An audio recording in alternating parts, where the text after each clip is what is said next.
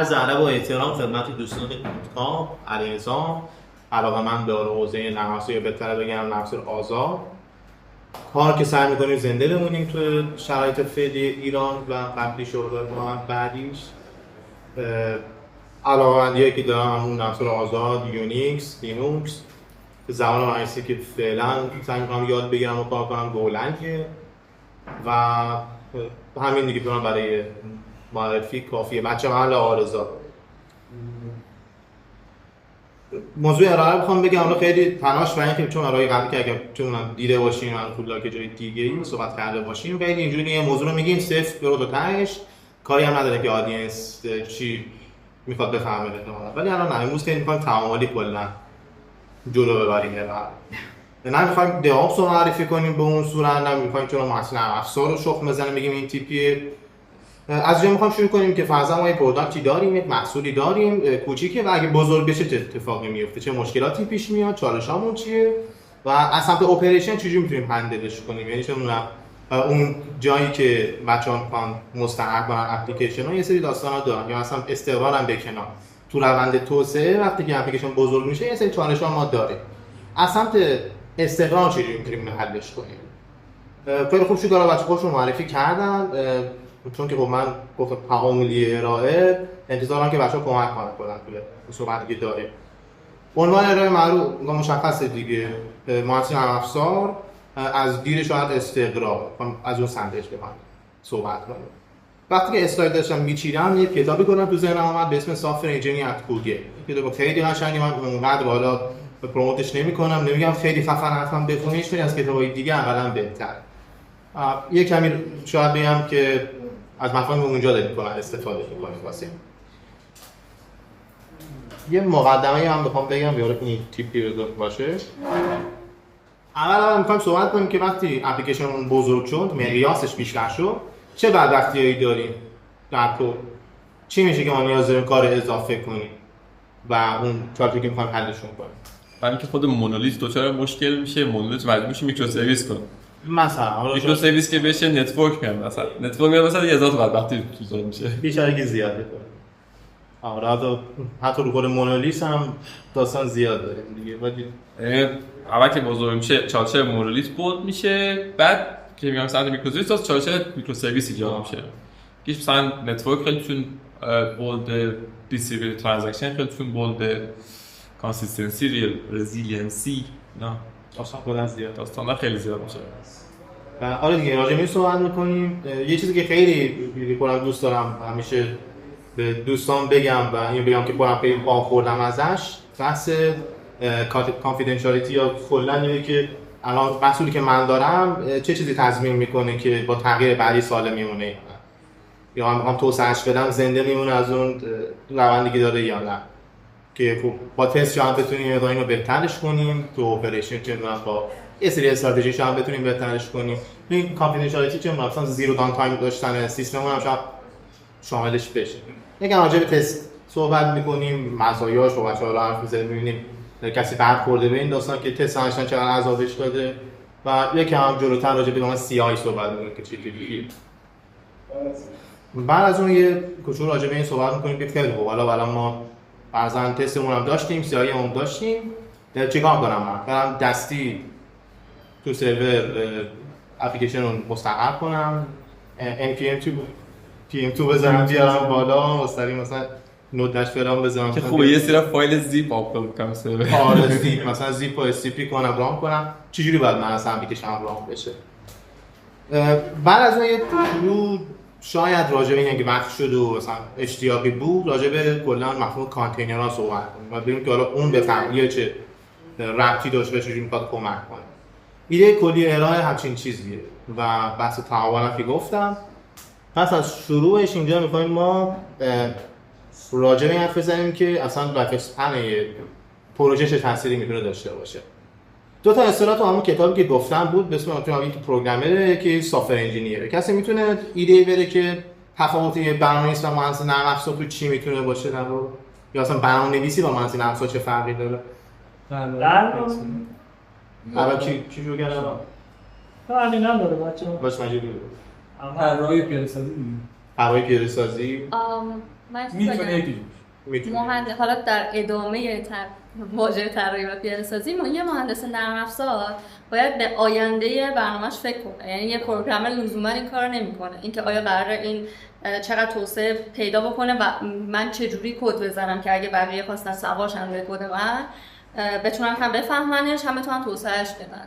و یه پروگرامر عادی یا کد نویس این کارو انجام نمیده. درسته. نه دوستان دیگه در مورد الان صحبت داشت شما رو من همیشه یه بگم مهندس نرم افزار در مورد رودمپ توسعه نرم افزارش میتونه این پروگرامر در واقع یه فیچرهایی بهش میگن دکتر اسمشون بیشتر از اون شاید بهتره. یه مهندس نرم افزار میتونه پروگرامر باشه ولی ممکنه پروگرامر مهندس نرم افزار نباشه.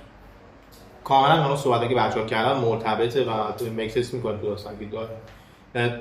تعریف زیاد کنن کتاب میاره. یکی از تعریفی که ازش صحبت می‌کنید به همین میگیم چشم انداز آینده، به همین رودمپ اینا خیلی ارتباط داره.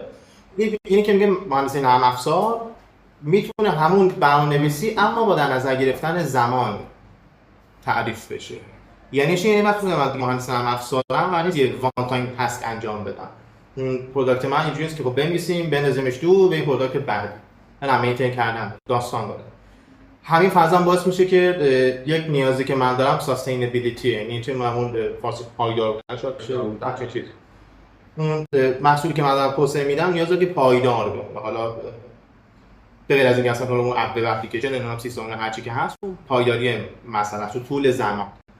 رودمپ که دوستان میگه خب دقیقاً همینه دیگه. شما اگه نتونی یه رودمپ برای اون محصول بچینی اینو نداره که بخواد پایدار باشه، دیپندنسی ها تغییر بکنه، نیازمندی ها تغییر بکنه، بیزنس دامینت بخواد تغییر بکنه یا هر چیز دیگه اونجا از هم بشه کسب کنید. پس یک داستان اینه.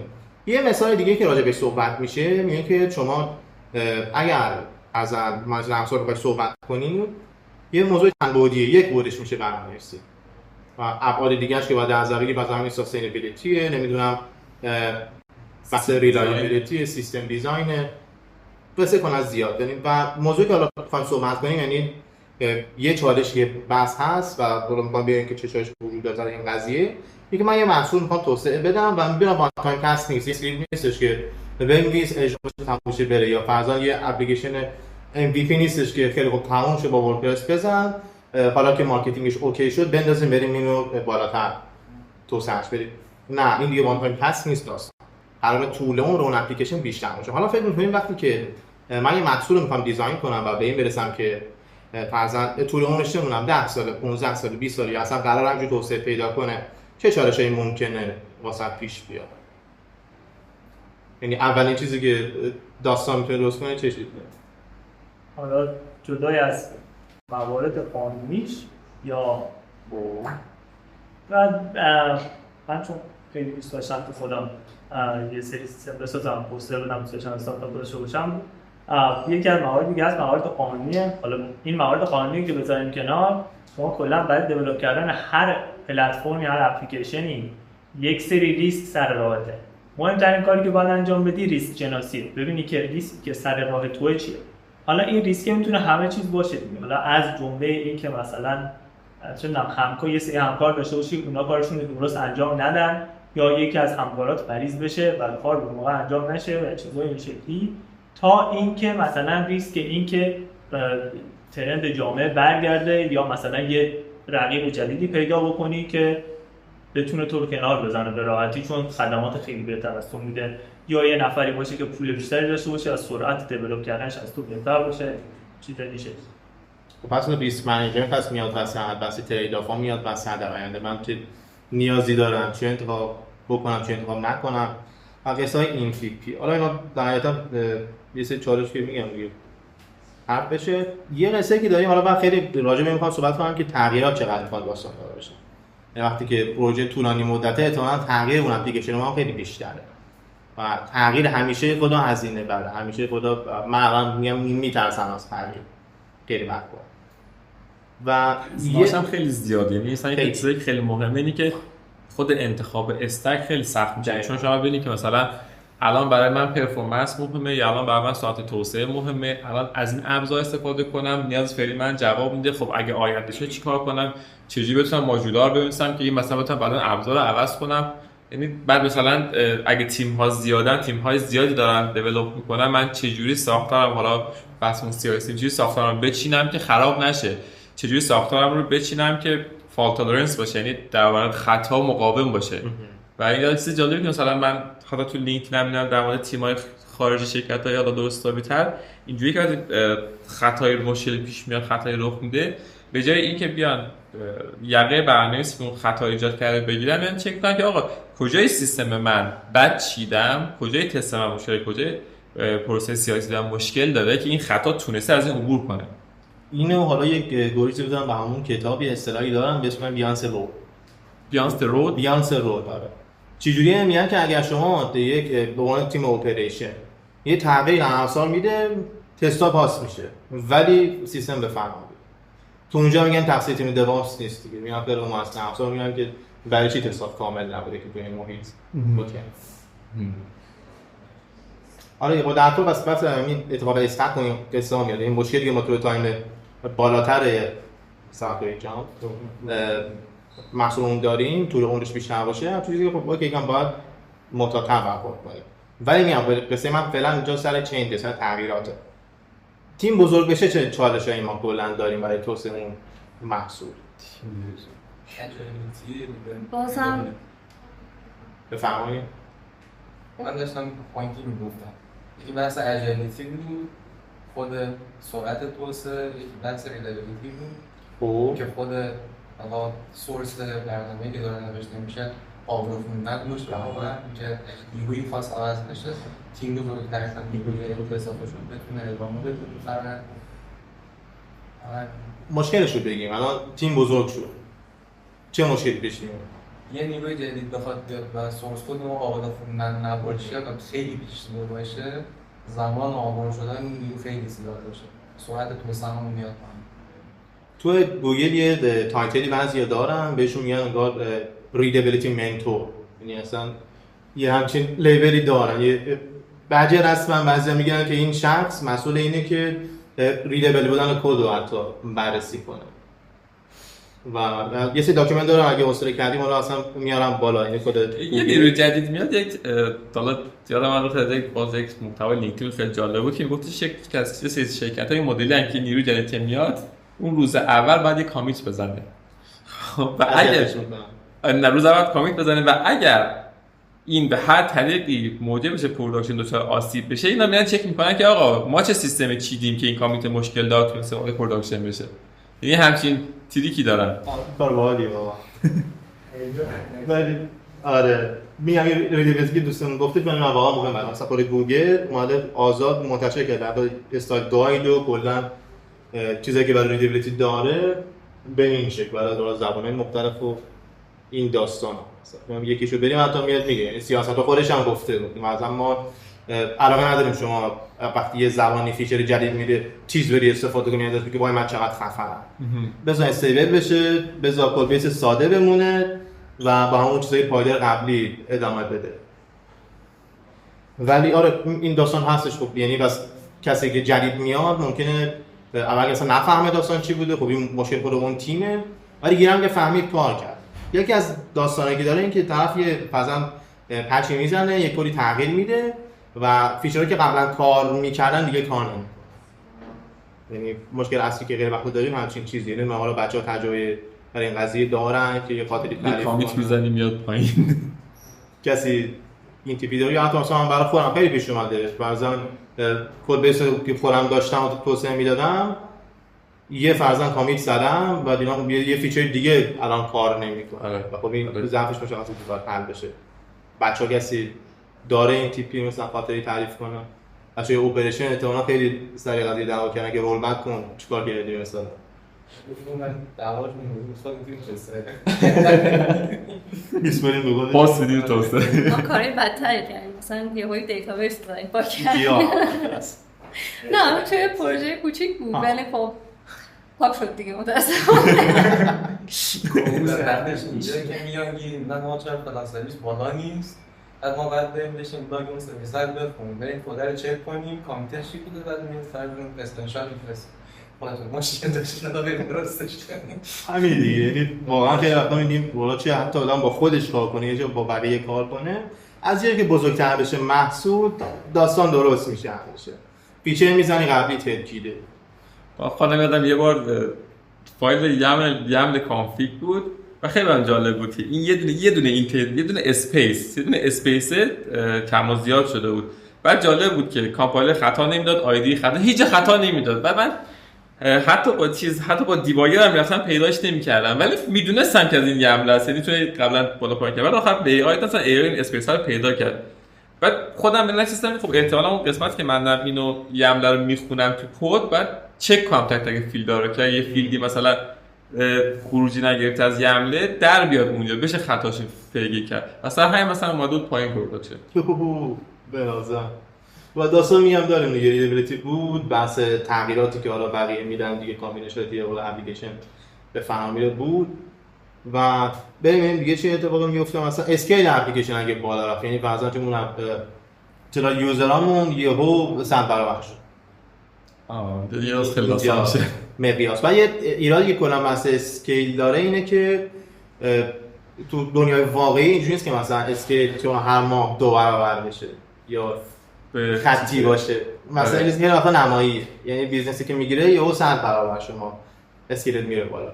حالا اصلا ما میگی نمایی هم نباشه، مثلا 100 برابر اومده بالا، آیا من میتونم 100 برابر هزینه کنم واسه اون سیستمم که به اون اسکیل برسم؟ حتی مثل بعضی از سایت‌های ایرانی که چنان یه جشنواره میذارن یا فروشی میذارن، یهویی تو یه روز مثلا بلک فرایدی 10 میلیون برابر میشه.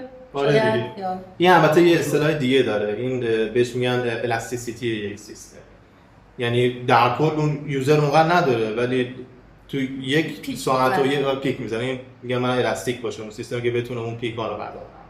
اصلا نیست هر چیزی که ما تو ایران خواستیم ثبت نام کنیم. اینجا که اصلا عالیه. نمیدونم حالا استاد پوها قضایی بود کجا بود می‌خواستی بری به جای که مثلا لود بالانس کنه 2 تا لینک داشت، این نشد برو اون یکی دامنه ساختمانه مختلف. آره ساختمانه این نشد برو بعدی ان شاء الله جوابتون.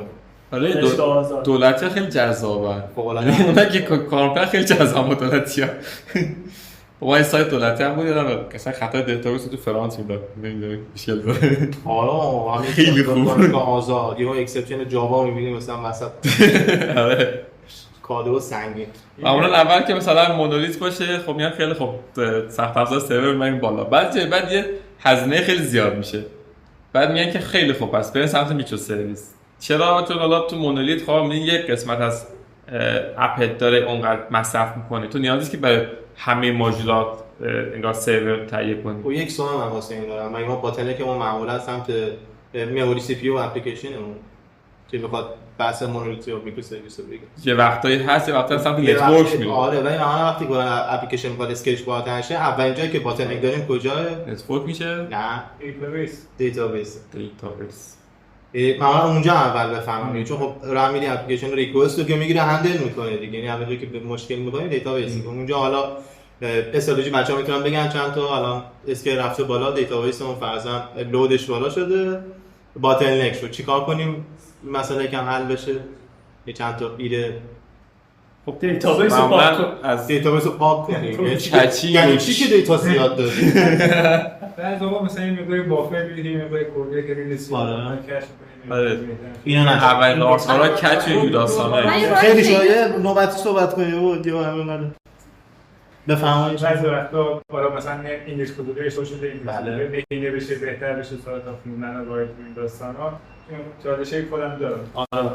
درش هستم میلیون پیدا هستم کلا ایندکس نداره. نه. خیلی راحت است.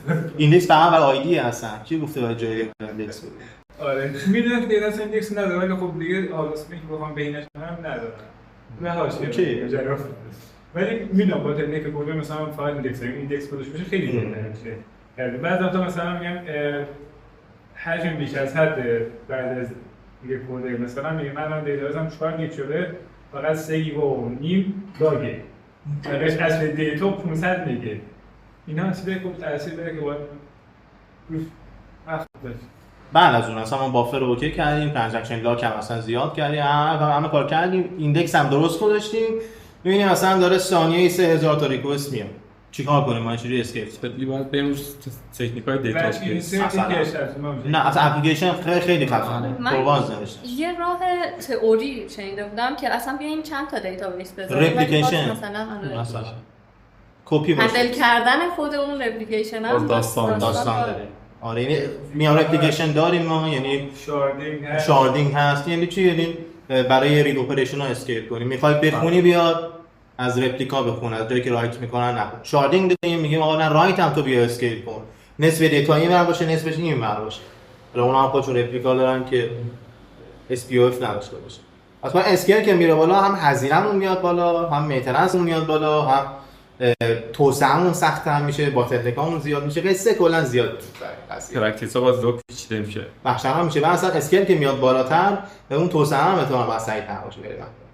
یعنی باز اون چنجامون بیشتر میشن، باز حالا اسکیل بالاه، باز اون داون تایممون کنیم برام مهم میشه. قصه زیاد. تمام این استفاده که گفتیم حالا چیزی رو ذهنم بود که بگیم که چنج چقدر تغییر چقدر که چه تغییر توی کد، چه تغییر توی اسکیل، چه تغییر توی تیم. و صحبتی که داریم اینه که چیکار کنیم که از این تغییرات در امان بمونیم و کم فراستی ببینیم وقتی که می‌خوایم تغییر بدیم سیستم رو. قبل از اینکه بذارم اسلاید بعد اسلاید ایده داریم که چیکار کنیم که در مقابل تغییرات کمی راحت‌تر باشه زندگیمون. خیلی جواب داری راه روش‌های حالا یک زنی که برام یعنی کتاب مهندسی نرم آفرین بستگی داره به روش‌های دیپلوی کردن اون. اصلا دیپلوی نکردم، کارو سیستم رو ببینم الان تغییرم خطر داره. نمی‌دونش دارم میگه به داشتن تست درست‌ام همینه دیگه، تست درست‌ام میشه فایگیری نه واقعا. آره. همه یوز کیس بیزنس لاجیک پروژه باشه یه مسئله رو دقیقاً چک کرده باشه. همینه داره. و داکیومنتیشن در این بخش تیمش. داکیومنتیشن آره بعد لوسلی کاپلینگ هم خیلی مهمه. لوزلی کاپلینگ خیلی بحث میشه که سر این قضیه که الان ما کاپل کنیم یا دیکاپل کنیم چه مزیتی داره چه عیبی داره. مثلا سر پروژه حال خانه ایبیه با مهندس نظری جالب بود که خب این میکرو سرویس بود. بعد دقیقاً رسیدیم به این که آقا پیمنت و بلیت رو جدا کنیم. بعد خب چون خود پیمنت کلی مثلا داستان داره، ولی ترپارتمنتش داد پیچیدگیش خیلی زیاد میشه. بعد رسیدیم به اینجا که دیدم آقا مثلا باز اونقدر دردسر دیستریبیوتد ترانزکشن زیاده که دوباره بریم ها کاپل کنیم، یعنی از اون خاطر لوسی کاپل خارج بشه ولی دردسر کم بشه. یه داستان سر کاپلینگ و دیکاپلینگ. به نظر دیکاپلینگ که حالا مزیتش تقریبا مشخصه. چه ایبی به نظرت داره؟ یعنی کاپلینگ چی داره که دیکاپلینگ نداره؟ مزیت به نظر ریوزابیلیتی. تو وقتی یه ساختار کاپل داری خیلی وقتا نیاز نیست که داپلیکیت کنی کد تو دیتا تو، ریوزابل تره، مینتینبل تره حتی خیلی وقتا تو اسکیل پایین. ولی اگه تو میگی که نه اوکی من واقعا نیازم اینه که فرضاً دیگه بیان سپریشن کانسرن داشته باشم، مجبوری بکشی بیرون جدا کنی اینا رو و باید درد داپلیکیشنشو بکشی. باز از اون بعد تغییر دادن تکنولوژی راحت‌تر میشه. راحت‌تر مینتینبل تره کلا ولی خیلی پیچیده‌تر بس. این تیپی بحث تست شد. بیام یکم راجع به اینا صحبت کنیم. چجوری آقای افزار تست کنیم؟ لایه‌های مختلف داره. عربی‌ها یکم بگم دیگه از همین گرسنه بود. دوستان چجوری افزار تست کنیم؟ لایه‌های مختلف به قول دوستان باید تست بشه. بگیم تست داریم، سناریو تست داریم، بله تست داریم. خب چون اول باید بدونیم که اصلا اون افزار از چه جنسیه، چی باید تست کنیم. همون میشه که مثلا من چی رو تست کنم به اپلیکیشن که همه دیدن دیگه. چی میخوام تست کنم مثلا یه ماژول هم اصلا من میخوام تست کنم. یه ماژول چی؟ یکم ریمیکسی را دوستان وارد. یا نمیدونم چی رو تست کنیم مثلا که عجیب باشه. طریق بوت شدن سیستم رو میخوام تست کنم. یعنی خیلی وقتا واقعا داستان اینجوری نیستش که من یه یونیت تست می‌نویسم، یه فانکشن رو تست می‌کنم، خوشحال میگم که داره کار می‌کنه. یه وقتی هستش که مثلا اون چیزی که باید تست کنم خیلی ترسناکه از این حرفاست. مثلا یه سیستم من دارم، چه می‌دونم یه ریکوست میدم، یه کاری میکنه، توی صف میندازه، هزار تا داستان داره، اینو می‌خوام تستش کنم. حالا این که اصلا نباید بگم تست کردنش کنیم به جای دیگه. برای با جنس اون چیزی که می‌خوام تست کنم خیلی مهمه دیگه نحو و که مثلا مشخص نیست که مثلا بیزنس لاجیک رو باید تست کنی. آره تا اگه مدلش عوض کردی بازم تو تست‌ها رو پاس کنه. درسته. مثلا تستای این تو داشته باشی بعد یا صحبت می‌کنم. رفیقمون راجع به ریدبیلیتی گفت. شاید اولین چیزی که به نظرم شاه صدرا پادشاه واسه قضیه یارا کلا مسئول که داریم یه کاری که خیلی ساده یعنی تسکیل آسونی هم اساس تست کردن که لینتر بنویسید تو پروژه. بچه‌ها احتمالاً درنا چند نفر با لینتر کار نکردن. کسی میتونه یه توضیح بده که چرا باید لینتر بندازم و اگه بندازم چه اتفاقی میفته یا نندازم چی میشه؟ میتونی شما یکی از این که خود یک پروژه ساختار میشه وقتی یه سری چی هست لینتر؟ گیس نداری که داری پول میفهم باید دیگه این اینتنشن تغییر بره. وقتی تیم کار میکنیم ساختار کد و خانهش یک پارچه همه جا بود 4 تا اسپیس یه جا 2 تا مثل 4 تا باشه دوستش. این یکی از اون مزایای حداقلی که داره. حداقل در کل پروژه و در طول افراد مبتدی استفاده میکنن یه ساختار داره. یه استاندارد حداقلی درست سر. رفیق مراجع به ریدبیلیتی گفتن اینجا مثلا یه اسرائیل کد از گوگل نشون دادیم و یک شب ایده احمقانه اینه که هر کی کد تغییرات فرستاد یک نفر وایسه بالا سرش بگه که خیلی خوب کثیف اینا دوباره بنویس یا هر چی اسپیس کم و زیاد داشتی تیز باشه مثلا چیز ریفنک کنه. این احمقانه ایده که میشه انگار راجع به صحبت کرد و خیلی وقتا اینجوری هست اون کسی که واقعا همچین ایده تو سرشه بتونه یه سایکل هم مطالعه نکرده که بخواد راجع به نظر بده ولی خب میشه این اتوماتش کرد به نظر رفت اونور میشه این اتوماتش کرد یعنی یه چیزی داشته باشیم ما کدتو بخونه تغییراتو بکنه بگه که این فرضاً بر اساس یه سری استاندارد که خودم بهت گفتم خوبه یا نه اگه بعد جیب بگه اون اینجا مشکل داره برو فیکسش کن تیز بعد ببینم میگن لینتر که رفیقم گفت مزیتی که داشت اون حالا اشاره کرد بس یک پارچگی کدام ساختاری که داریم کانسیستنسی در فرضاً استایل کدی که داریم پس ما یه ابزار میتونیم داشته باشیم تو اون قضیه تستی گفتیم که یک مقدار کیفیت حالا کد و اون محصولی که داریم بخواد بسنجه که لینتر کوالیتی که بعضا داریم رو بیاد چک کنه یونیت تست یه جور دیگه از تستا کسی میتونه کم راجع به صحبت کنه تست واحد همون تستیه که تک تک فانکشنال رو تست کنه یعنی این تست نفسی بنویسیم بله خیلی زیادی این تستی که ما تو اینتگریشن تست حالا خطا در میاد. حالا راجع به اینتگریشن تست و ایتوی تست که صحبت کردیم میگیم که اصلا ایتوی تست و اینتگریشن تست زیاد نوشتن افتضاح محض. یعنی کار قشنگی نیستش که روی اینتگریشن تست کانفیدنشیالیتی سیستم رو بخواد آن یونیت تست نوشتن باز خیلی زیاد میشه. یعنی مثلا این همه متد و مپ و فانکشن اینا همه یونیت تست بله میشه.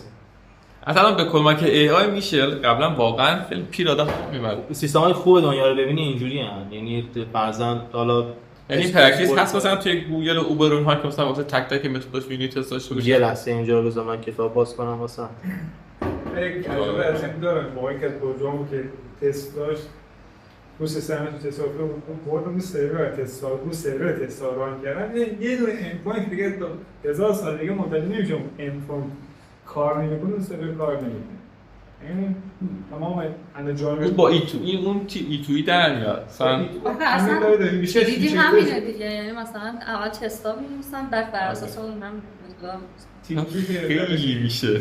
این پی دی اف هم مشکل داره ولی اینو میگم حالا شفایی حالا قبل از اینکه اصلا بگیم که اینتگریشن تست و ایتوی تست واسه چیه یه ابزار جدید ایکس همون توییتر ایلان ماسک یه ابزار ایجنتی تولید کرده داشتم اصلا ایجنتش دیر اومده یه مقداری هم مشخص به جاسوسی ایران میکنه اونم 800,000 خط کده اونم یعنی یونیت تست میکنن اونم هر چیزی که اصلا محصولی که میاد بالا یونیت تست داره دیگه.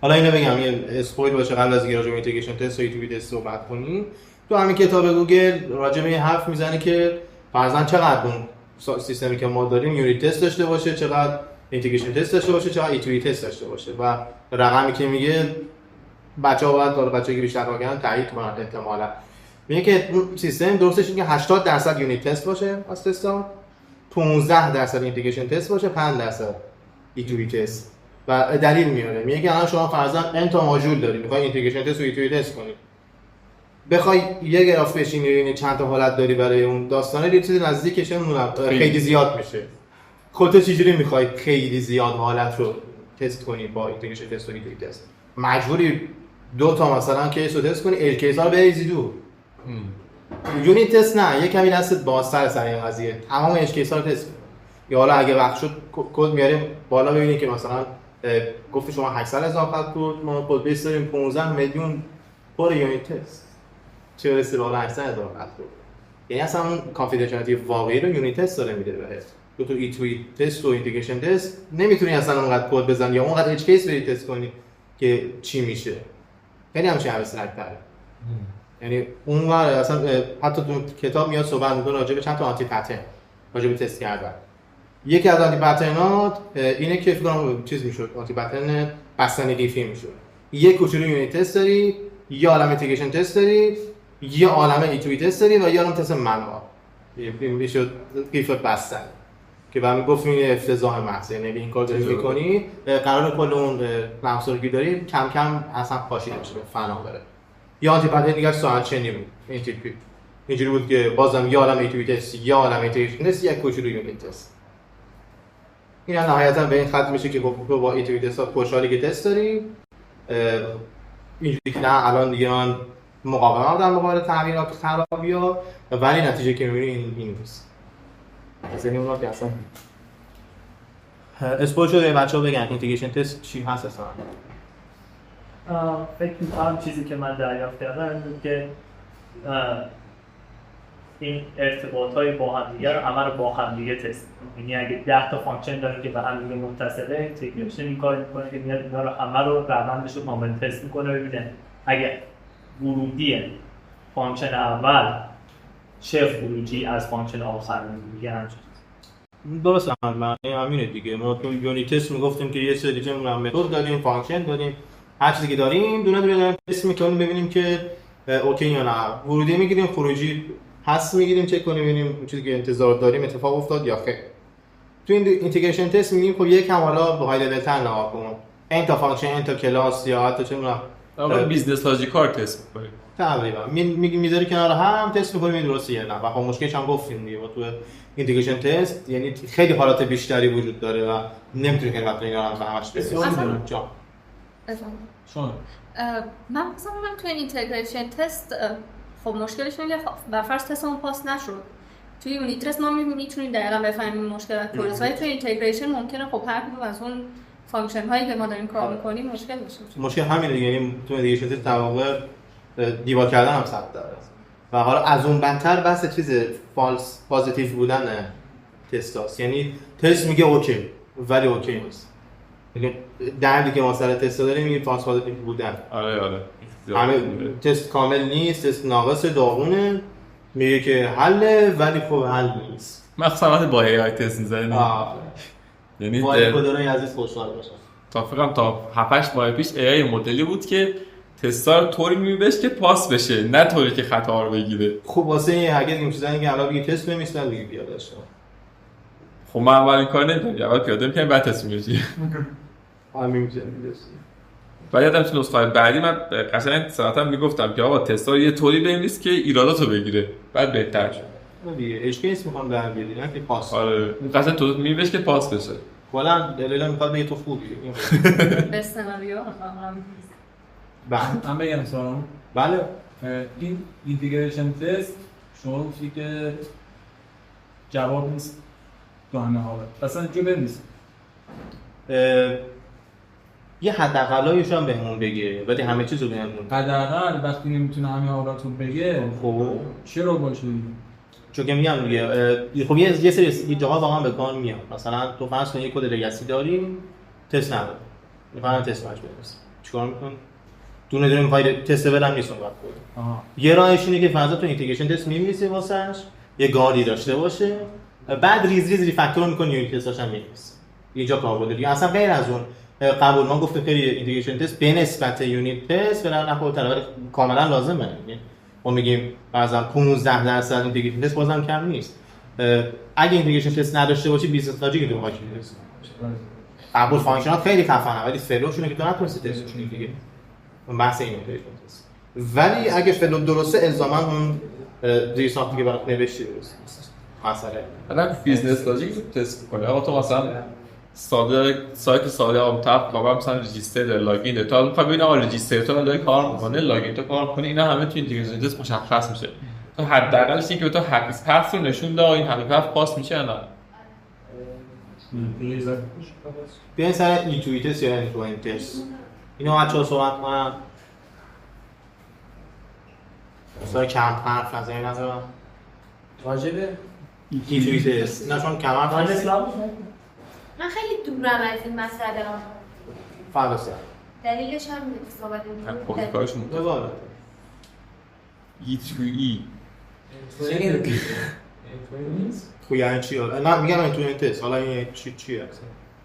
اینی که اون کاربر نهایی می‌سازیم که مثلا کاربر با مثلا سوئچش کار می‌کنه. ما همچین چیزی مثلا شما فرض کن کل سیستمی که دارم سیستم میشه بلک باکس تست میاد قضاوتیه. یا من نشستم یه رایان میندازم اینا چی گرفت رو رفان میتونه اون باشه اندپوینت ها تو داری تست میکنی ریکوست میزنی فلان میتونه اون باشه اند تو اند دیگه، یعنی از این کاربر به اون فلان چیز دیگه، از این اند به اون اند دیگه و این باز از اون اینتگریشن تست ترک باکس داره و اچ کیس بیشتری داره، لازمه همینا با هم باشه ولی باید بفهمیم کدوم مهم‌تره دیگه. ولی من نمی‌دونستم که یونیت تست اهمیت سیستم بیشتره. خیلی بیشتره. فکر کنم این تو اینتگریشن مالتر. همینی که آنتی پترن به وجود میاد دیگه. نمیدونم. جالبه که مثلا اکثرا من دیدم اینتگریشن تست و E2 رو انجام میدن. پستمن میاره بالا خوشحاله. آره. کار داره میکنه. من ریکوسترم جواب داد. خیلی خفنم. متاسفانه اینطوری نیست. یه سوال این E2E هم انگار اتومات میشه یا نه مثلا همین پستمن شد؟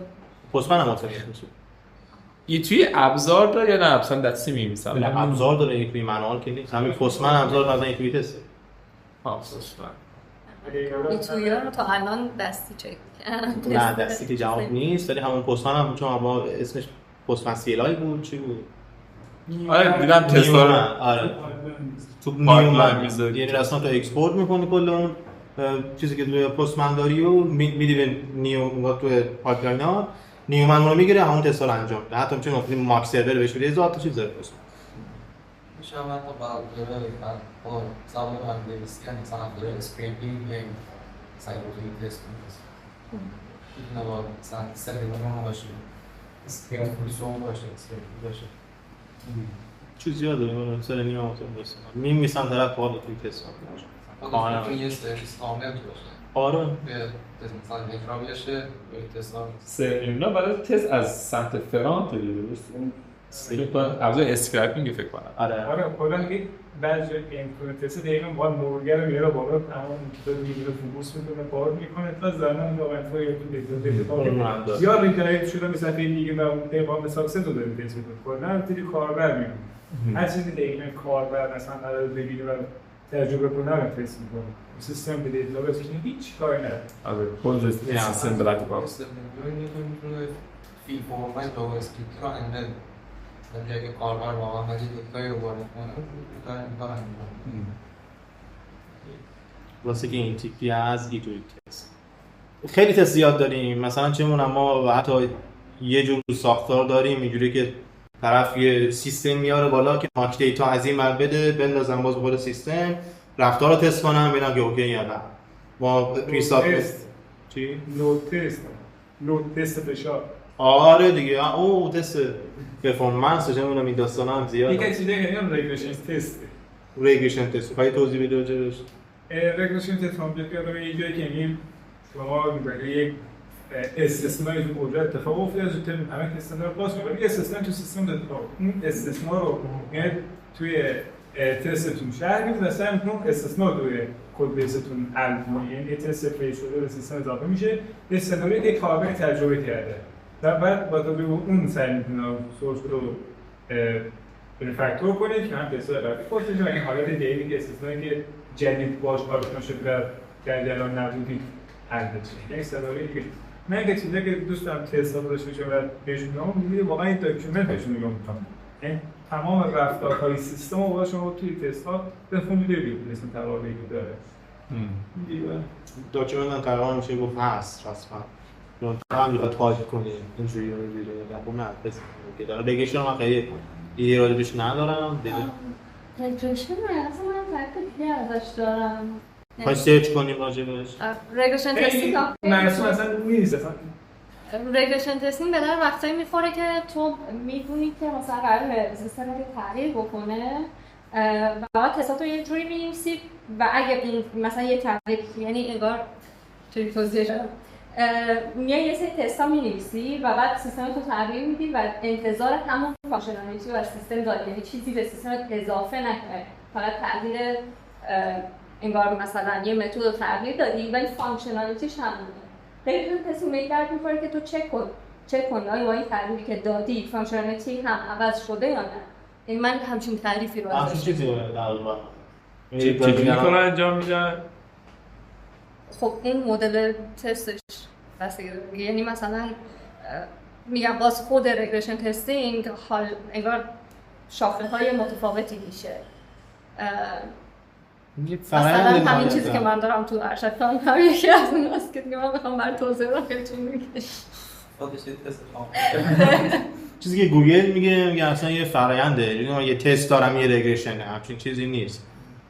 و من از این فهمیدم که ما یارم تست داریم میخوام این ما تغییر دادم اون رانش کنم ببینم کار کرد یا نه، آیا چنجی تو تغییر بوده که تو بیسم بوده که بخواد آسیب‌زا باشه یا نه. یه تست خاص نیست که تستات رو ران کنم ببین درست بوده یا نه، یه فرآیند. پس اکثر تست‌ها رگرشن میشه. رگرشن باید بشه. و این از این تست هم که خیلی زیاده، اصلا جا نمیشه توی یه صفحه دو صفحه سه صفحه به ماشاءالله همون تاها داشت امیررضا خیلی نمیشه که بخواد همشو بگیم. پری سابمیت تست داریم، ما پست سابمیت تست داریم. چون ما پری سابمیت تستش مثلا اینجوری که ما پری کامیت کسی استفاده کرده باشه امیررضا اون سیستم خودتی کامیت که میزنی اینجوری که خودش تستات باید ران لوکال خود قبل از کامیت ران بعد از اصلا پوش کنی بعد کامیت ران اونجا خودش تست میکنه واسه پری کامیت تست، بعد هم میندازی پوش میکنی سی آی تو سرور داره تست میکنه. باز بعد پست سابمیت تست داریم، حتی دیپلوی شده ولی یه تست ران میشه که چک کنه الان آیا سیستم اوکی یا نه. چیزی که زیاده در کل تسته. فیتنس فانکشن داریم، داش صدرایی اینو محبت کنی بگیم. فیتنس فانکشن رو اینجوری تعریف کنیم که فرض بگیریم که ما یک معماری داریم، یک روالی داریم داخل کد و این پیاده سازی شده.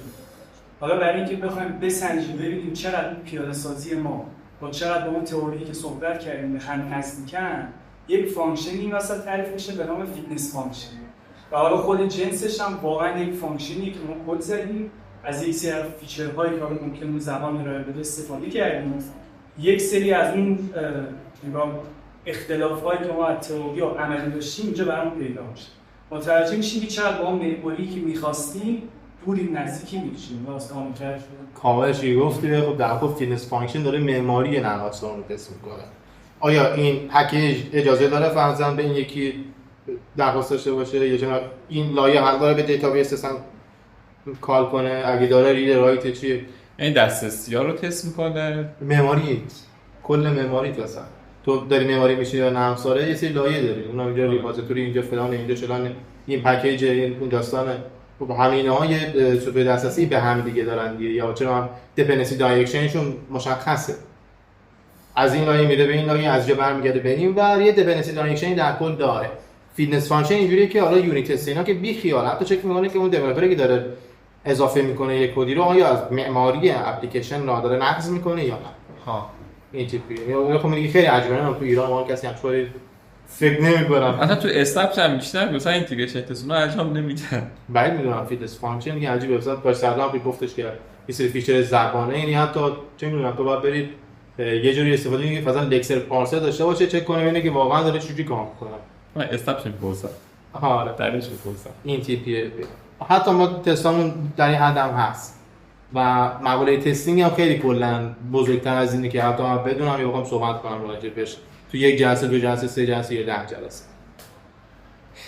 تست دود کسی ایده داره ازش؟ دود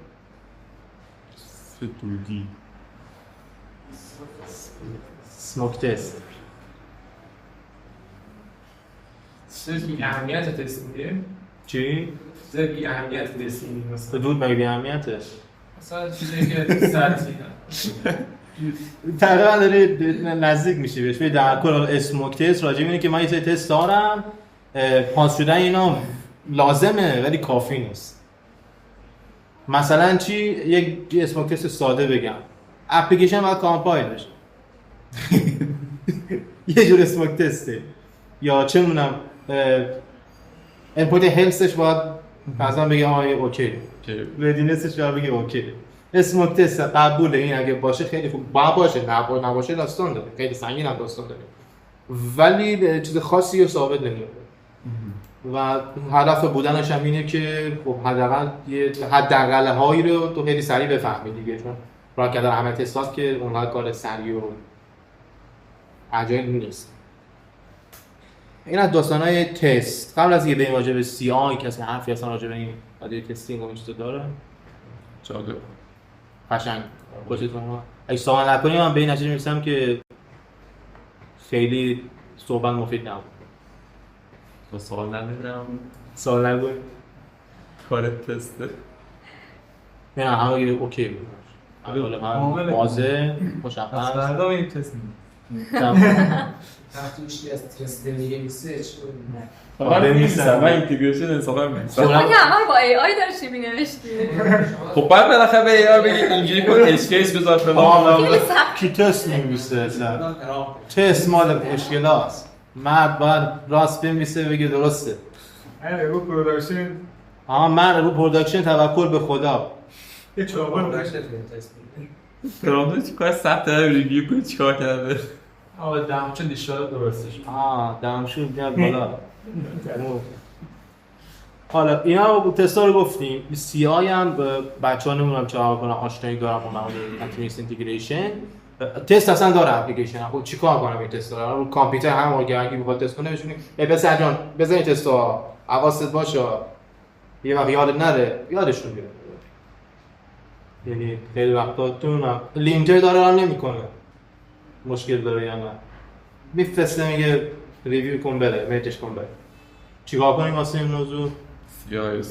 سی آی کنیم کانتینیوس اینتگریشن که کانتینیوس اینتگریشن فقط بحث تست نیست دیگه. حالا یه تیکش تست بدیم اینجوریه که آقا مداوم وقتی که داره تغییر میشه دارن کامیت میکنن بچه‌ها رو پروژه یه سری کارا بکن دیگه اینتگریت کن خودمون سیستمی داریم چه چک کار انجام بده تست انجام بده مثلا بره کوالیتی بسنجه همه تستا رو بره چک کنه چون که جناب لینکر رو نمیدونم تست میشه گفت یا نه یا کوالیتی چک کردم نمیدونم میشه بود یا نه ولی در کد یعنی یه چیزی فقط اتوماتیک داری تو کامیت که میکنی بعد بره اون تستی که همینقدر صحبت کردیم راجعش حرف زدیم و بحث کردیم اونها رو بره چک کنه ران کنه ببینه آیا با تغییر فعلی ما اون تستا پاس میشن یا خیر بره بیلد کنه اپلیکیشنمون رو کلا. یعنی خب اوکی حالا فرضاً خیلی خوب بود درست بود من چیکار کنم اگه میخوام کامپایلش کنم پکیج درست کنم دیپندنسیاشو بذارم کنار بعد چیکار کنم دستیه که بره اینجوری تایپ کنه درست شه.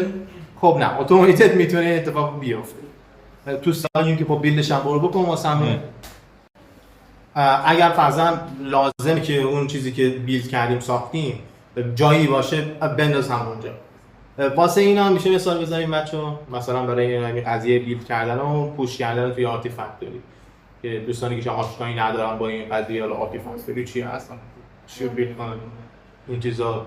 من شک دارم این چیزی که تو ذهنم همین پوش کردن تو آرتیفکتوری باشه ولی مثلا میگم یه پوشه خاص مثلا ما خواستیم ایمیجمون باشه و مثلا خب همینا رو می‌نویسیم که آقا مثلا ایمیجا رو برو از اینجا کپی کن بذار اونجا.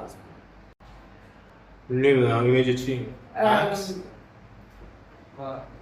یه چیزایی عکس یا عکس ولی اون عکسایی که کاربر نمیده اون عکسایی که خود سیستم داره مثلا نمیدونم با آنها یه ندارم رابطی به استوری مثال سوالت من مثلا نمیدونم حالا این همون چنه مثلا موقع که پورتوباف می‌نویسی مثلا خودش بیاد کدش رو جنریت کنه و بفرسته مثلا توی اون ریپو اون چی حالا کاربر دیگه مثلا جنریت شده رو نفرسته بالا، فقط پورتو بفرستن شده. این یکم چیزه، یکم این بحث برانگیزه کلا. مثلا پورتو بافر یا چه می‌دونم سیستمایی که کد برای جنریت میکنه اینکه اصلا پوش کنیم رو گیت یا نه، این خودش یکم یه جای بحث داره.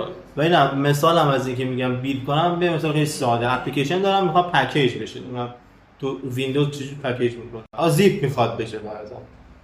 مثلا گیتاب که دانلود میکنه اوپن سورس، تو اینجی که دارم دانلود میکنه اوپن سورس فایل. آره. سیاری داره فایل. یا همون اگزه ها دیگه، همون اگزه میخواد بیلد بشه. آیا اپلیکیشن ساده دارم مثل افتضاحات دیگه مایکروسافت، یه اگزه لازم داره تا میخواد کلیک کنه رام بشه استفاده کنه. و همون بیلد کردن اون فرض بیلدش میشه، پوش کردنش هم میگه فرضاً یه جایی برام بذار. میتونه ریلیزای گیتاب باشه، میتونه سرور خودش باشه یا هر جای دیگه. یه مثال ساده از زمین مثلا پوش کردن، بیلد کردن اپلیکیشن هم پوش کردنش یه جایی که قابل استفاده باشه. چند تا مثال غیر از این، حالا این مثال ساده میتونیم بزنیم بچهای دیوآپس اون سمت خانم الهه خوششون نمیاد. خانم الهه مثلا تو گیتاب زیاد مثلا اپلیکیشن دانلود کنید که ویرچوالش هست. اون کنار نه اصلا مورد دیگه واسه این قضیه بیلد و پوش کردنه. اصلا داکر فایل داره اپلیکیشنه، میخواد ایمیج رو بیلد کنه پوش کنه روی رجیستری که دارید. داکر آب که ان شاء الله هیچ کسی تو داکر مستقیم پوش نکنه، رجیستری داخلی داشته باشید. بعدی در کل یک مثال شما میتونید چه اونم ایمیج داکر رو پوش کنید اونور. میتونید اگه جاوا چیزا دو میون داستان جو آرتیفکتوری داشتید، دیپندنسی ها رو میتونید بندازه اون بالا. و اگه حالا اسم عجیب غریب نگیریم مثلا هلم پکیج هلم رو بندازه رو رجیستری، خیلی چیزا داریم کلا. کاری که سی آی داره میکنه. بعضا چند تا تکنولوژی سی آی میتونه یه چیزی که کمک کنه ما سی آی باشه روال کنیم. مثال میزنم بچه‌ها یا اصلا اینو بگیم که بعدش استراحت بدیم. تکنولوژی سیاه مثلا گیت نفسی چیکار کنه؟ سی آی میکنه چیکار کنه؟ این گیتاب جنکینز گیتلاب یا چیزی که زیاد ابزار برای این رفیقمون گفتن تفسیر هست، گیتاب اکشنز هست، جنکینز هست، سیرکل سی آی هست. چی؟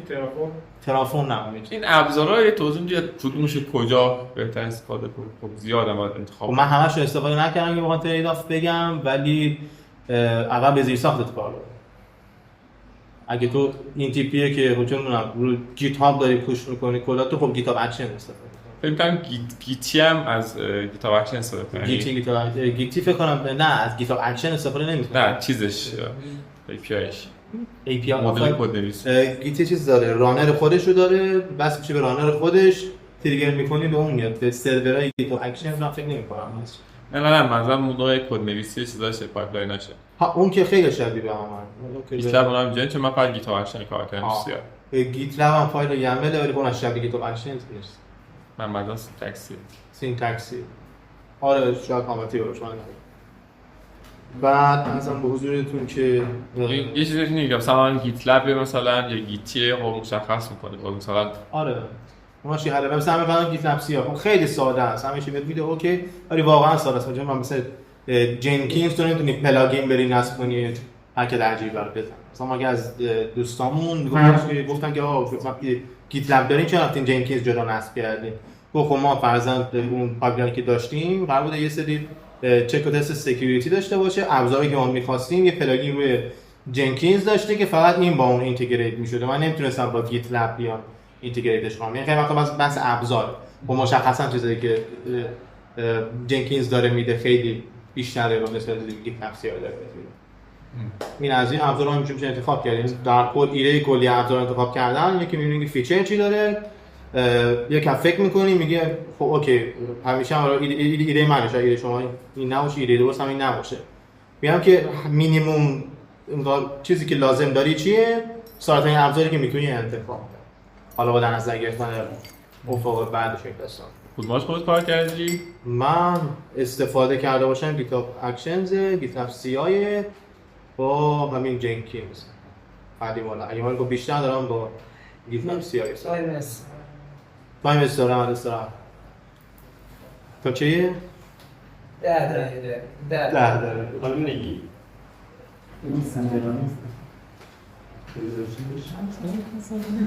جام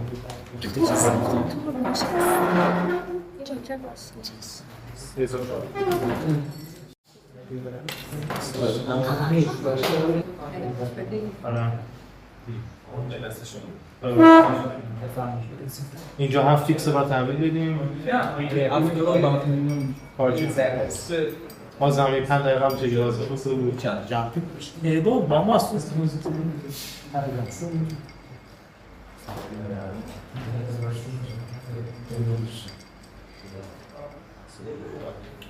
اشاره من نزدیک جداش مختصات مجدد بچه ها مستقل شدن جاشون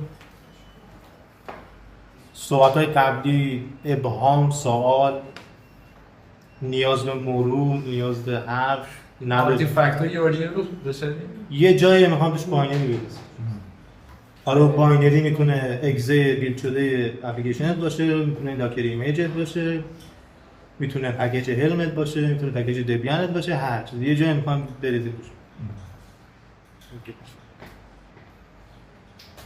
بریم سر سی دی خب اوکی الان من روال بود تستامو کردم بعد باینری داشت پکیجش هر چی بود الان دارم باینری من بعد چیکار کنم بریم واسه 300 مین بگیم پسر تیز باش برو رو سرور بیار بالا چرا که نه ایده خوبی واسه پروژه کوچیک ولی چه ایرادی داره هر دفعه اون پسر باید باشه خودش پسر همیشه باید باشه به ازای هر تغییر دیگه چه ایرادی داره دیپندنسی و زمان چی؟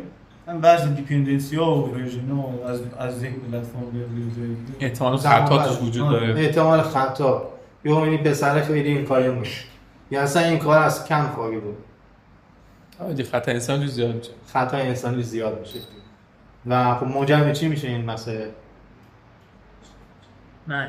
مرگ که خوب ساده است ضرر مالی داون تایم حالا شاید میشه بدون داون تایم درش آورده در کل هزینه بره زمان بره خطا میشه احتمال داون تایمت بالاست کلا بیچارگی خب حالا خود سی دی یا کانتینیوس دلیوری یا دیپلویمنت فرقی دارن با هم کانتینیوس دلیوری و کسی ایده داره چیه که واسه راجع به دیپلویمنت صحبت کنیم تایید می‌کنی ها یکیش تایید می‌کنیم تایید میشه دلیوری اونه که تایید می‌کنی بعد دیپلوی میشه این منظورش دلیوری الزاما نیست که رو سرور تو مثلا ران کردی که ریلیز هم یه جا مثلا بذاری کانتینیوس دلیوری حساب میشه دیپلویمنت نه دیگه اینجوری که تو واقعا دیپلوی کردی یه جا حالا برای تست هم خیلی مقوله پیچیده‌ایه یعنی همیشه واقعا اینجوری نیستش که اوکی من فانکشن دارم تست می‌کنم یا ابزار دارم تست می‌کنم خیلی وقتا خیلی سناریو عجیبی واقعا پیش میاد واسه تست کردن این سولوشن‌های خیلی مختلفی داره ولی خب صحبت اونا رو بیخیال اما به ذات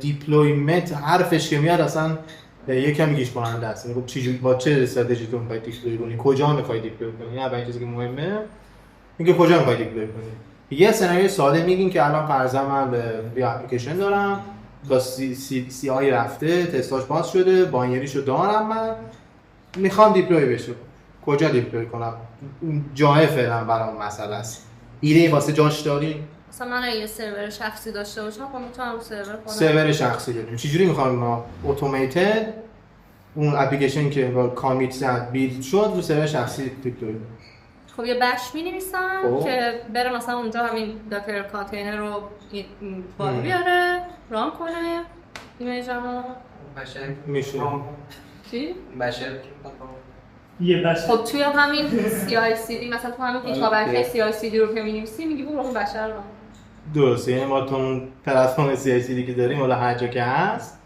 یه کاری میخواد بکنه دیگه حالا خیلی شاید ساده و شسته رفته و برای پروژه کوچیک اینه که واقعا یه بشه HTTP میکنه به سرور حالا بعضی اینجوریه که کد و طرف مثلا داره واقعا کد HTTP میکنه اونجا بیلد میکنه که این تپیک بیاد ولی گفتیم رو آرتیفکتوری یه سری باینری هست مثلا چون اگزه اپلیکیشن اگزه نگیم میگیم باینری اپلیکیشن در فایل اجراییشه از اونجا میره میگه دانلود کن اونو اینجا رانش حالا با اینجا خیلی باز بستگی داره که استک اون فرضاً تکنولوژی چی میخواد رانش روی فریمورک خاصیه مثل لاراول، اسپرینگ، جنگو با فعالش یونان کنه، از داکر استفاده کرده. پروژه چه شکلیه؟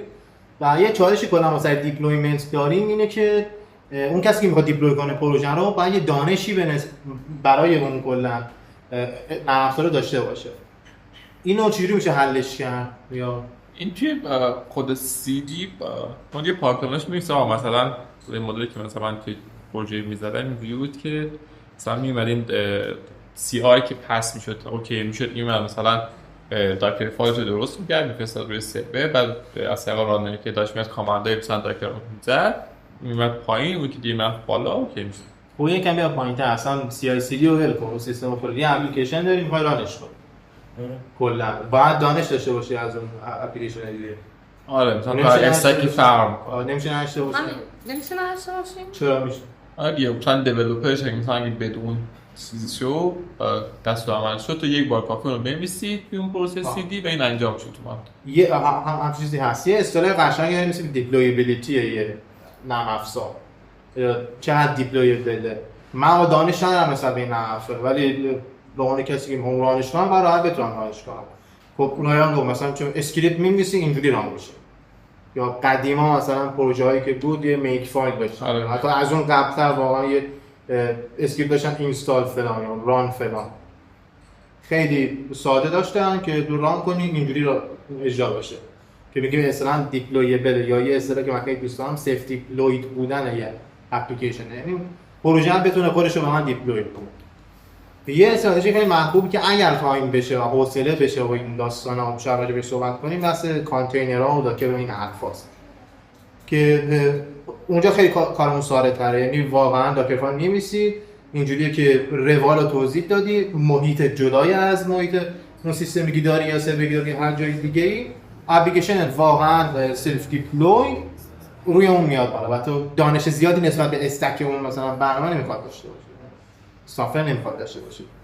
حالا یه سولوشن همیشه دیگه روی سرور ران کنیم ولی با اون استراتژی که از قبل چیده شده دیگه، با اون روشی که باید که حالا هر طوری که میخواد باشه و حتی این هم هست اینو واقعا در SCP میکنه اونجا. حالا اگه با یه چیزی اون آرتیفکت رو میاره این و ران میکنه تمام، یا اگه داکر همونجا پول میکنه استارت میکنه که بیاد بالا همین چیزی داره.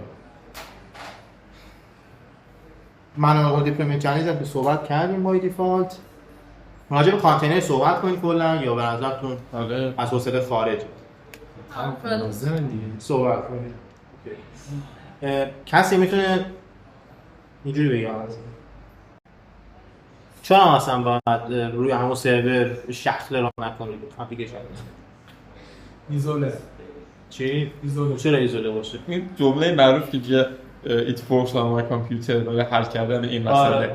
این یکی از مسائلی که داره میخوام حلش کنیم. حالا فعلا نگفتیم چیزی حلش کنیم. ایکس بار کار نمیشه. یا روی سیستم خودش میاد کار کرد رو سرور کار نکرد. چجوری میشه که روی سیستم من کار کنم رو سرور کار نکنه؟ این تغییر میکنه. محیط چیش تغییر میکنه؟ مثلا سیستمی که داره دیولپر آرچ استفاده میکنه سرور دیگه مثلا دقیق.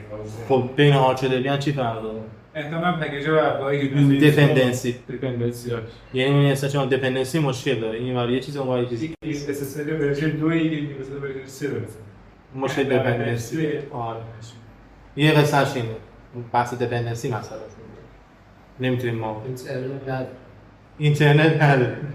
این مشکل من دیگه بچه‌ها دیدم داشت خیلی چند روزی درگیر بودم بعدم چی شده با داکر رو نمیتونم به سرورم نصب کنم چون اونجا اینترنت نداره. اینترنت شخصی واسه ولی آستینا واسه این هم میشه این محیط اون نت نداره. چرا داکر رو لوکالت نصب نمی‌کنی ایمیجش رو پیدا می‌کنی؟ یا میرورا رو باید ست کنم تا سرورهای داخلی مثلا. آره دیگه واقعا دو زمان محیط دیگه. این محیط کلا فرق داره دیگه. مثلا ما هدفی که داریم یعنی چیزی که بهش رسیدیم اینه که ما یه جوری میایم یه محیطی بسازیم برای اون اپلیکیشنه که اون اپلیکیشن فقط تو هم محیط باشه و مستقیم با همون کار کنه دیگه، فارغ از اینکه ماشین من چیه، سرور چیه، این ور چیه، اون ور چیه.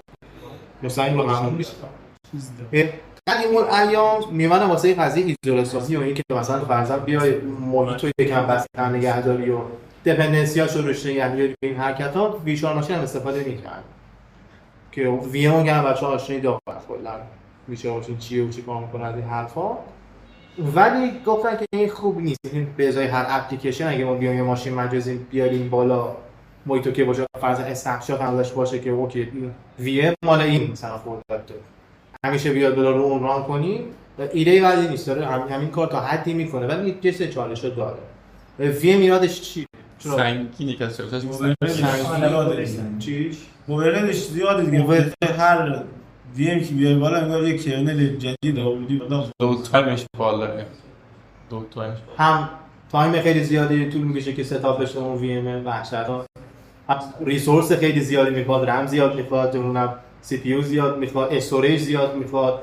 از هر نظر افیشنت نیست این قضیه.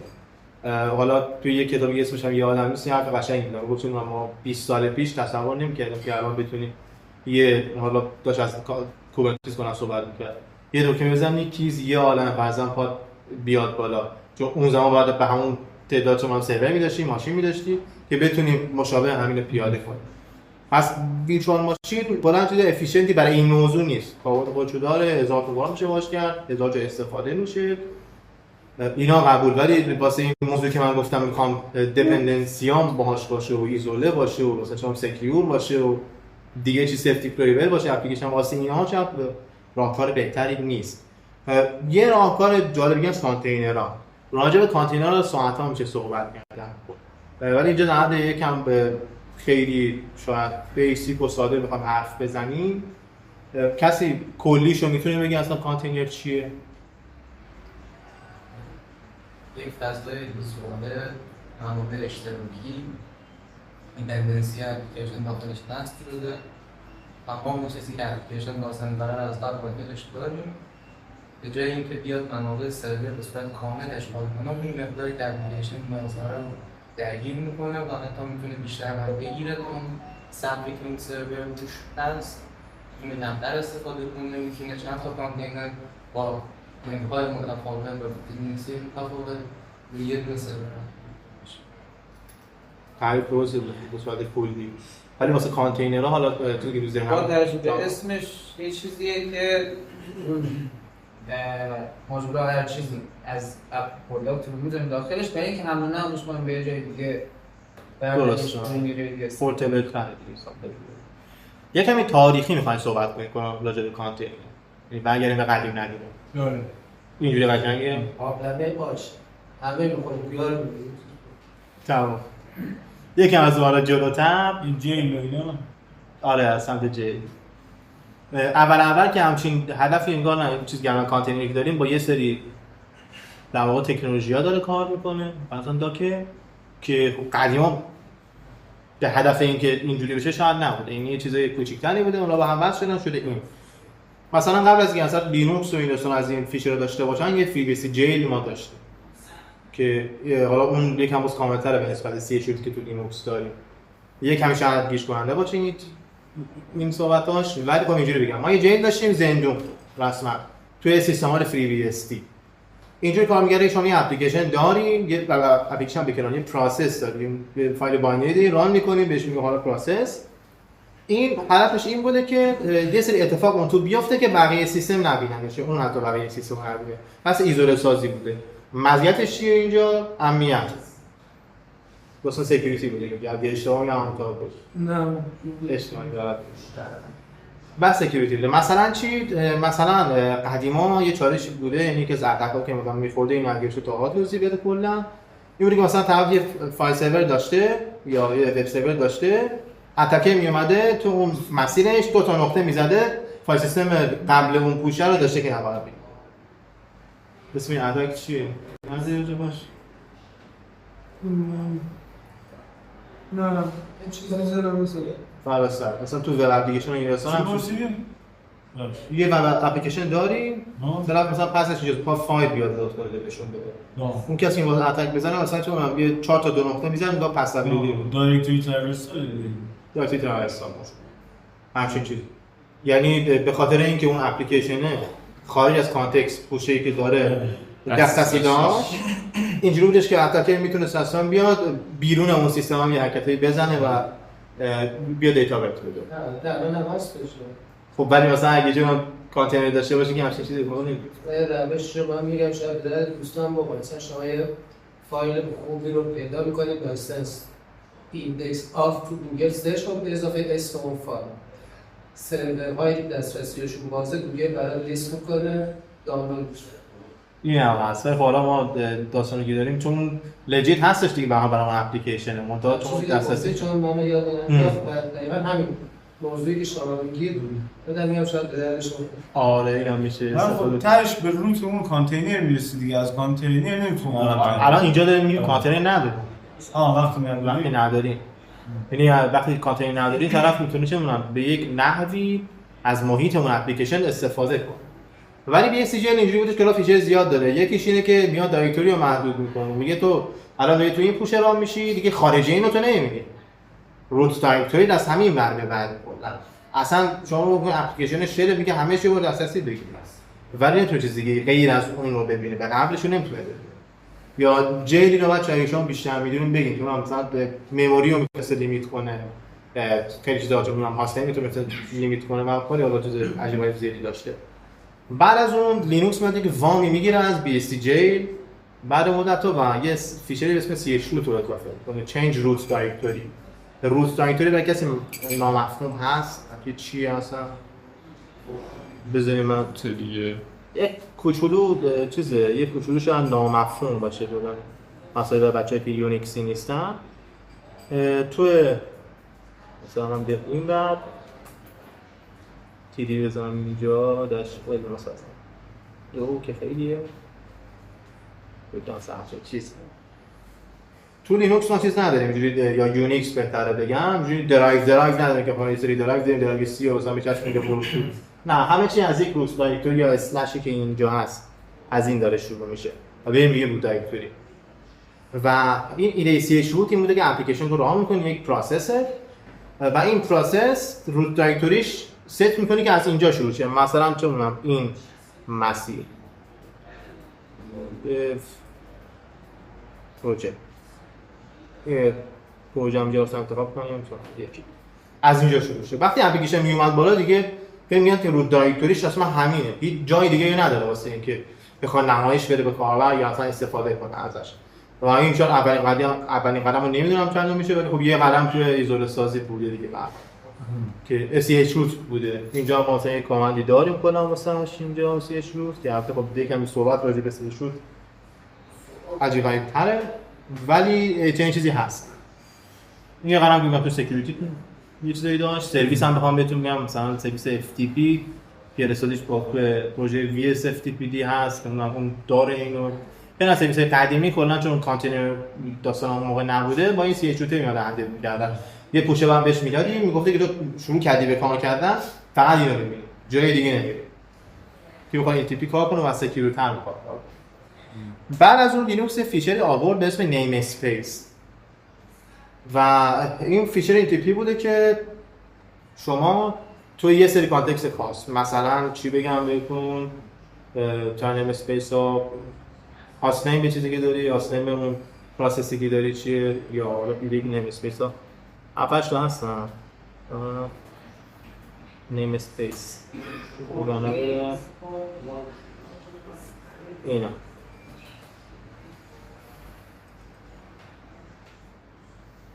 مثلا پی آی دی زده پروسس آیدی هر پروسسی شما داری یه آیدی داره واسه خودش تو سیستم این نیم اسپیس میاد چیکار میکنه میگه کل سیستم فرضاً هر پروسس یه عددی داره دیگه بر خودش اون عدده مثلا از یک شروع میشه میره تا بالا ولی چون من این نیم اسپیس جدا دارم برای پروسس درست میکنم اون عدد تو اون نیم اسپیس خاص باز از یک شروع میشه یعنی هر اپلیکیشنت میبینی اصلا نیم اسپیس رو که نیم اسپیس تو اپلیکیشن تو آیدی یا اپلیکیشن دیگه نمیتونه ببینه میگه فقط خودش میتونه ببینه یا مثلا تو نیم اسپیس دیگه چی داریم آی پی سی داریم که حالا اینم توضیح زیاد داره ولی فرضاً برای ارتباط گرفتن پروسس ها این اپلیکیشن اون توه نمیتونه به یه طریقی حالا غیر از طریقی خود اجازه میدید بیاد ارتباط بگیره با یه اپلیکیشن دیگه از اون یا مثلا نتورک نمیتونه مستقیما درخواست بزنه بس بشه مگه اینکه تو اجازهشو بدی مسیجشو بدی به یک جای دیگه یا هم از نیم اسپیس رو استفاده میکنه کاملا کار دیگه نمیتونه UTC حتی تایم زونی که تو ست کردی، هاستنگی که ست کردی، دوستانا برای اون پروسس اینا جدا میشن. یوزرایی که داره هر چیزی تمام جدا میشه و این سی گروپی که اینجا داریم که میگم مثلا توضیحش بیخیال میشه منابعی که داره اون پروسس استفاده میکنه، رمشه، سی پی یوشه، نمیدونم چیز دیگه داشته باشه ایده ندارم و این قصه ها. پس کلا یه سری فیچر کرنل لینوکس اضافه کرد و کارش این بود که ایزوله کنه یک پروسس واسه داریم. ما غیر از این MSPS هم مثلا استراتژی داریم. CH رو گفتیم، MSPS رو گفتیم، سی گروپ رو تا حدی خیلی بازم گفتیم، یا حتی خود فایل سیستمی که اون اپلیکیشن داره. آیون FS ما داریم، موبایل FS رو داریم. این تیپی که تو یه فایل سیستم کوچیک داری اصلا مثل یک فایل. داخل اون هر چیزی که اپلیکیشن لازم داره هست. دیپندنسیات هست، فاینالیات هست، نیازمندیاش هست، اسکریپتایی که لازم داره هست. هر چیزی که لازم داره اون تو هست. و این هم یه استراتژی واسه کلا هم ایزوله سازی هست که برسیم به وقتی از اینا داریم استفاده میکنیم که یه اپلیکیشن رو بخوایم اجرا کنیم، اون محیطی که داره توش اجرا میشه بهش میگیم کانتینر در کد. بزرگواران گفتن یه ظرف آشه، دوست دیگه گفتن که مثل یه چه می‌دونم برای ترانزیت کالا به کامیونی که توش بخوام بریزیم یا هر چیزی. در کل ما یه محیط بسته داریم که اون محیط بسته به بیرونش نمیتونه دسترسی بگیره با یه سری فیچری که سیستم عاملت داره بهش انگار ارائه میده اون فیچرها رو و بهش میگیم کانتینر. این کانتینر از روی فرم‌ور نیم‌اسپیس استفاده می‌کنن چطوری دقیقاً مثلا بزنن نشونش اساسی داشت از بیرون خب از بیرون که معمولا می‌بینن چیزایی رو، ولی خب در کل تو نتورک نیم‌اسپیس میای تعریف می‌کنی که چه می‌دونم این با این اپی باشه اینجوری کار کنه، از اون اپی سیستم عامل میای مثلا بریج می‌کنه کانتینر میده میگه اینجوری مسئول مطمئن است بریج می‌کنه میگه اینجوریه تو از این مسئولشو بریم اتصال داره. یا اگه فرضاً بس استوریجشه میگه والیوم بزن این از پیج ماونت میشه دسترسی. مثلا این بریج خاصی محسوبش یه کار با یه پالیسی تعریف کنه با دیفالت جدا. مثلا یه نفر دسترسی پیدا کنه با بریج شاید بتونه از کانتینر برای ریموت میشه. مثلا جایی که اونا واسه میشن اونقدر چیزی دست واسه بده. ولی از میمر به اونوره، اون از میمر به اونور یا داخل کانتینر تو رو بیرون روی دسترسی نداری یا داخل بیرون دو کانتینر. البته این کپی فیل که اومده بود فکر کنم میگفتن کانتینر هم باید پس کپی فیل داره باید پس کنیم. استرین میرفتش که مثل دسترسی دیگه داشته باشه دیگه از کانتینر میرفت به اون باگی نیست. این که استفاده قشنگ ای‌آر‌ها برای دسترسی وجود تو فهم بگیرن سری کانتینر رو آن میکنن و والیومشون اپ میکنن روی روت با دسترسی میگیرن. میگه بیشتر از این که دسترسی نداره وارد اسکریپت پایتون میگیره راه میکنه یا این موضوع حالا کانتینرها خیلی شما بچهای خودکار بیشتر سوال کنن، شاید حتی همش نامفهوم باشه، نمیدونم بپرسین ببینیم. پس ایزوله سازی رو قرار کل مسئله رو که بفهمیم. کلی گفتیم سیستم یه سری فیچر داره میده، اون فیچرها باعث میشن که اون برنامه که داری اجرا کردی از یک سری منظرها جدا بشه از سیستمی که داری، از محیطی که روش اجرا کردی و یه محیط جدا داشته باشه. و اینکه چیا رو داره ایزوله میکنن گفتیم دیگه، گفتیم مثلا نتورک، ماونت پوینت، پروسس آیدیشه دیگه، پاس نیم و تایم و این داستاناست، یوزر، فایل سیستم، روز دایرکتوری، لیمیتیه که روی انگار مصرف منابع سخت افزار میتونیم داشته باشیم. این حرفا تیکه نامفهوم داره اینجا، خواهش میکنم سوال کنید جای نامفهوم هست. این کانتینر گفت نرم افزار پول چیه؟ کانتینر که شد اون محیطی که اپلیکیشن توش ران میشه، ولی چیزی که کانتینر رو برامون میسازه در واقع فیچرهایی که سیستم عامل داره. همه چیز مفهوم همه چیز رو داره.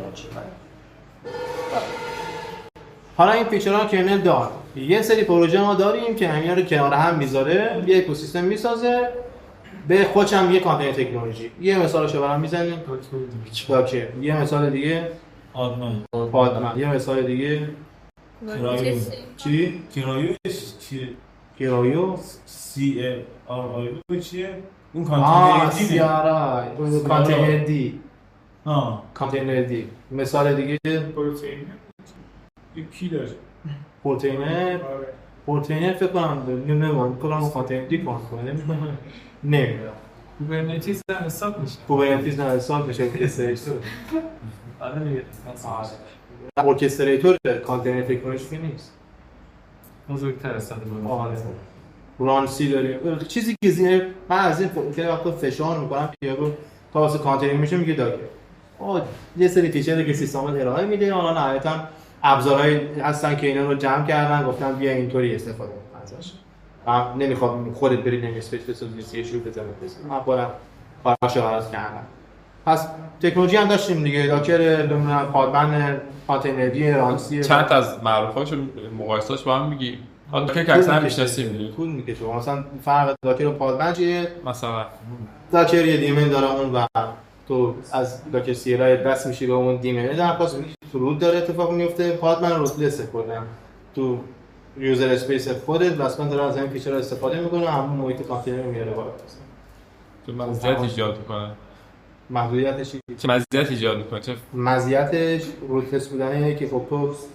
نیازی به دسترسی روت نداری اساس سکیوریتیش بهتره تو پریویلج کمتری داری بهش میدی بعد تیکشون اومده داده ساختار سایت داره چیزی که داره استفاده میکنه ولی دیمنی باشه فلان داشته باشه از اون طرف ای بی داره مثلا یه روتلس که اینجا داریم تو وقتی یه داکر دیمن یه دیمن داره یه کانتینر رو هندل میکنه میتونی ریموت وصل بشی درسته از خود همون پلتفرم سی دی میتونی مستقیم وصل بشی بگو برو اون کامند رو بزنیم با اس سی دی این هم روز مزیته بعد پادبند جدیدتر قدیمتر الیکسی هم هست پادبند جدیدتر یا قدیمتر از پادبند جدیدتر آره این از کلا استراتژی که اینها کانتینرها دارن کجا به کارم میان گفتیم ما قبل صحبت کردیم سفتی دیپلوی بده اپلیکیشنی که من دارم ایزوله از محیط خارجه اون چیزی که داره یه کاری به بیرون نداره رسما و دیگه اون کسی میخواد ران کنه اپلیکیشن رو کار نداره که چطور من بلد ران کنم صرفا قراره اون داکر رو بلد باشه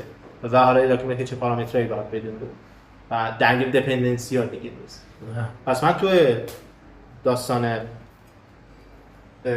دیپلوی کردنم یه قدم جلوترم نه مشکل دیپندنسی دارم نه مشکل فرضاً محیط این داستان دارم نه مشکل روند اجرایی مثلا اپلیکیشن رو دارم و همه چیز روال در خدمت من هست خب یه استراتژی گفتیم بجای که SSH کنیم چون یه چیز SCP کنیم برسیم اون روی سرور یه حرکتی بزنیم مستقیم میتونیم واسه بشیم با همون داکر دیمنه واقعا یه چیزی رو گفت کنیم یا بیاریم بالا حالا این هم باز هزار تا راه داره میتونه یکی با پش انجامش بده یکی میتونه با پدپ انسیبل انجامش بده و میتونه یکی هم بره سمت مثلا راهکارهای مثلا ارکستریتور راهکارهای زیاده واسه و میگم تو سیتی هم استراتژی‌ها مینتیپلی چیده میشه دوباره خیلی همه چیز فرق داره ببین که چه محیطی بخواید ساده از سرور با همون کانتینر رو داخل کار میشه جمع کرد پیچیده‌تر ارکستریتور لازمه ارکستریتور چیه رو میتونیم اینجوری بگیم که اون کانتینری که فهمیدیم چیه برای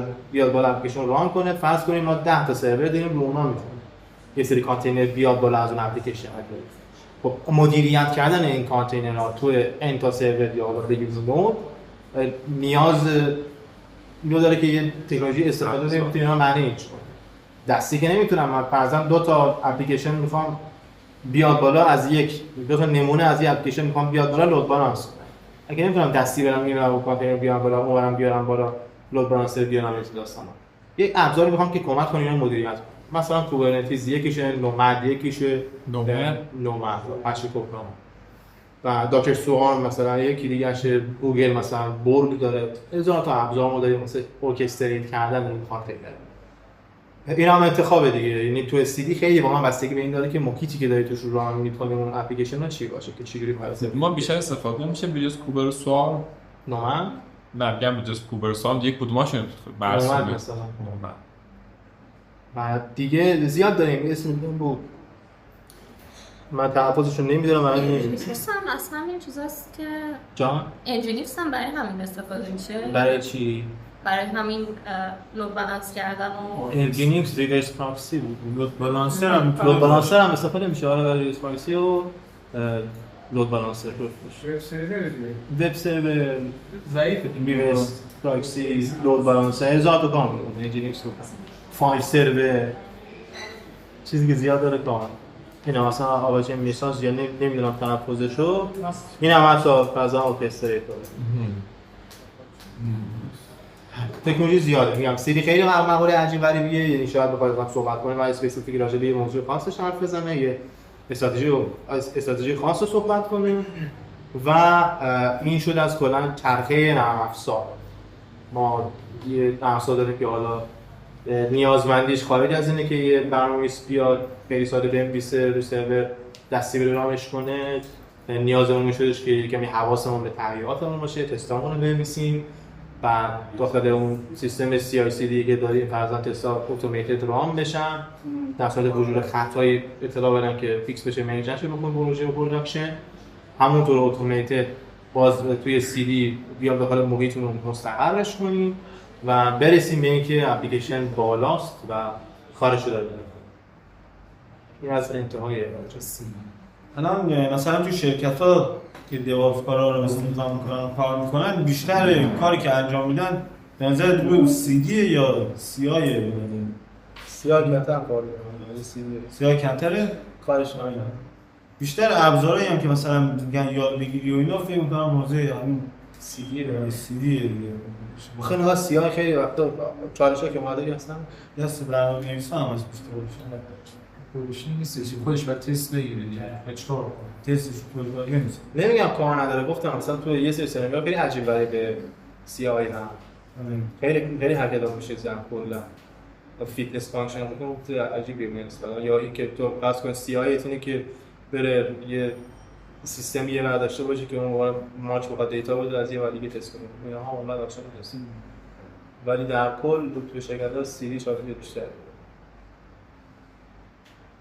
مثلا این دیواپس هم که به شرکتی آقا مثلا من دارم فلان می‌ذارم دیگه زبان خاص است خب تو CI لازمه که اون دیواپس اون زبان کدینیست خاص مثلا بلد باشه حتما که مقابل کنه با شرکت نه تست نویسی لازم است بلد باشه کلا با من دیواپس رو با اکوسیستم استک با فنی مدل بدون اینکه اصلا بحثش نیست ولی دیولپرش نمی‌خواد باشه اکوسیستم ندونی اصلا دیواپس هست دیگه سیستم ادمینی به اتوجاد وجود دیواپس سوال خیلی خوب یک سوال دیگه سوال اگه وقت نیست نه بعدا بپرسم سوال توی پوزیشن‌های کلود و اینا چقدر اینا با هم همپوشانی داره باز ابزارها و چیزایی که تو CD داریم یعنی کلود زیاد من بازم نفهمیدم دقیقاً چی کار می‌کنم کلود انجینیر دیولپر فرق ها یکم کلا کلود حوزه‌ای که شرکت به شرکت استک بیسن میگم مثلا خیلی چیز شفاف نیست همین چیزی من فهمیدم همین دیواپس حالا به همراه باز اون تکنولوژی که در مورد کلاد پرووایدر باید یاد بگیرید مثلا آمازون مثلا آره نگاه اصلا بده اینجوری بگم چند تا پوزیشن کلود معرفی کنم بره پوزیشن کلود مثلا فرضاً چیه اینه که بره پرایوت کلود مینتین کنه اوپن استک یا حالا PSP یا چیزی مینی پوزیشنش میدونه اسمش هم شده کلود میبینه که اصلا کلود انجینیر میخواد یعنی از تو چه انتظاری داره میگه این تیم دیواپسه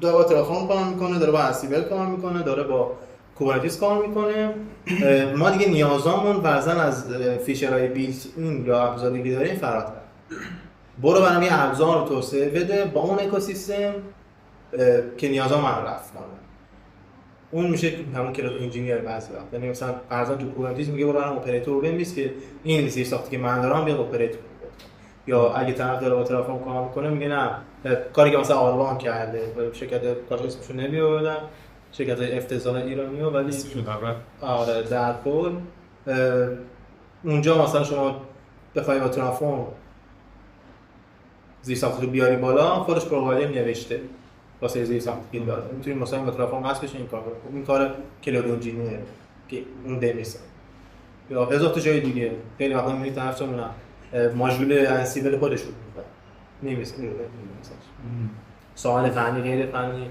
توهین فوش یه سوال هست من اصلا